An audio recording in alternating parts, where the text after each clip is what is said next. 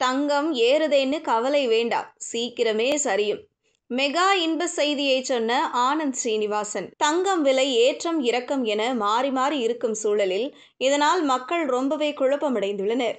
இதற்கிடையே தங்கம் விலை இன்னும் எவ்வளவு காலம் இப்படியே இருக்கும், இது குறைய வாய்ப்பு இருக்கிறதா என்பது குறித்து பிரபல பொருளாதார வல்லுநர் ஆனந்த் ஸ்ரீனிவாசன் சில முக்கிய கருத்துக்களை பகிர்ந்துள்ளார். தங்கம் விலை கடந்த சில நாட்களாகவே ஏற்றம் இறக்கம் என மாறி மாறியே இருந்து வருகிறது. நேற்று முன்தினம் ஆபரண தங்கம் விலை கிராமுக்கு சுமார் 320 ரூபாய் அதிகரித்திருந்தது.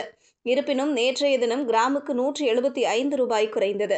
இப்படி தங்கம் விலை ஏற்றம் இறக்கம் என மாறி மாறி இருப்பதால் பொதுமக்கள் பெரும் குழப்பத்தில் இருக்கிறார்கள். தங்கம் விலை மீண்டும் புயல் வேகத்தில் பறக்க தொடங்குமா அல்லது குறையுமா என்பதே மக்களுக்கு இருக்கும் சந்தேகம். இதற்கிடையே தங்கம் விலை இன்னும் எத்தனை காலம் இதே போல இருக்கும் என்பது தொடர்பாக பிரபல பொருளாதார வல்லுநர் ஆனந்த் ஸ்ரீனிவாசன் சில முக்கிய கருத்துக்களை பகிர்ந்துள்ளார். இது தொடர்பாக அவர் தனது யூடியூப் பக்கத்தில் தங்கம் விலை ஏற்றம் இறக்கம் தொடர்ந்து கொண்டே இருக்கிறது. ஒரு நாள் ஏறினால் மறுநாள் இறங்குகிறது. அதேபோல வெள்ளியிலும் வாங்கும் விலைக்கும் விற்கும் விலைக்கும் வித்தியாசம் இருக்கிறது. 1 கிலோ வெள்ளியில் நீங்கள் வாங்குவதற்கும் விற்பதற்கும் கிலோவுக்கு சுமார் 30,000 ரூபாய் கேப் இருப்பதாக சொல்கிறார்கள். அந்த 30,000 ரூபாய் ஓகே என்றால் வெள்ளி வாங்கலாம். அதாவது கிராமுக்கு 180 ரூபாய்க்கு வாங்கினால் 150 ரூபாய்க்கு தான் விற்க முடியும். அதே வெள்ளியை நகை அல்லது பொருளாக வாங்கினால் செய்கூலியும் கூடுதலாக 10% போய்விடும். அதாவது சுருக்கமாக சொல்ல வேண்டுமென்றால் வெள்ளியை பார் போல வாங்கினால் 30,000 ரூபாய் இழப்பு. பொருளாக வாங்கினால் அத்தோடு 10% கூடுதலாக இழக்க வேண்டி இருக்கும் என சொல்கிறார்கள். அமெரிக்க செலவின மசோதாவில் ட்ரம்ப் கையெழுத்து போட்டிருந்தார். இதன் மூலம் அமெரிக்க ஷட்டவுன் முடிவுக்கு வந்துள்ளது.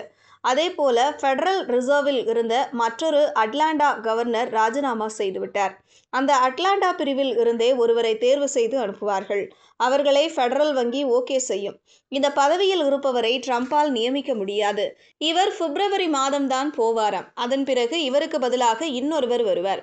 அதைத் தொடர்ந்து மே மாதம் இப்போது அமெரிக்க ஃபெடரல் வங்கி கவர்னராக இருக்கும் ஜேரோம் பவுலுக்கு பதிலாக வேறு ஒரு நபரை ட்ரம்ப் நியமிப்பார். இதனால் ஃபெடரல் வங்கியில் என்ன நடக்கிறது என்பதை பார்க்க வேண்டும். அமெரிக்க வங்கி கூட்டம் வரும் டிசம்பர் மாதம் நடைபெறவுள்ளது. அதில் அவர்கள் என்ன செய்ய போகிறார்கள் என்பதை பொறுத்தே தங்கம் விலை வெள்ளி விலை இருக்கும். அதேபோல கடந்த வாரம் டிஜிட்டல் தங்கம் தொடர்பாக செபி முக்கிய அறிவிப்பை வெளியிட்டிருந்தது. இதனால் புதிய பின்டெக் நிறுவனங்களில் யாரெல்லாம் டிஜிட்டல் தங்கத்தை போட்டார்களோ அவர்களெல்லாம் தங்கத்தை எடுக்க ஆரம்பித்து விட்டார்கள். இன்னும் ஒரு மாதத்தில் எந்த நிறுவனத்தால் தங்கத்தை கொடுக்க முடியும், யாரால் கொடுக்க முடியாது என்பது தெளிவாக தெரிந்துவிடும். நான் மீண்டும் சொல்கிறேன், தங்கம் விலை ஏறி இறங்கும், வெள்ளி விலையும் ஏறி இறங்கும். எப்போதும் சர்வதேச சந்தையில் ஸ்பாட் தங்கம் விலையை விட ஃபியூச்சர்ஸ் அதிகமாக இருக்க வேண்டும். ஃபியூச்சர்ஸ் கம்மியாக இருந்தாலே அது ஒரு நெகட்டிவ் குறியீடு தான். சில்வர் ஃபியூச்சர்ஸ் நெகட்டிவே இருக்கிறது. இதன் காரணமாகவே தங்கத்தை விடவும் வெள்ளி பல மடங்கு ரிஸ்க் என்று நான் சொல்கிறேன் என்றார்.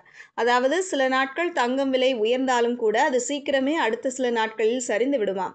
டிசம்பர் மாதம் அமெரிக்க ஃபெடரல் வங்கி கூட்டம் நடக்கும் நிலையில் அதுவரை தங்கம் விலை இப்படித்தான் உயர்ந்தாலும் சீக்கிரம் சரிந்துவிடும் என்கிறார்.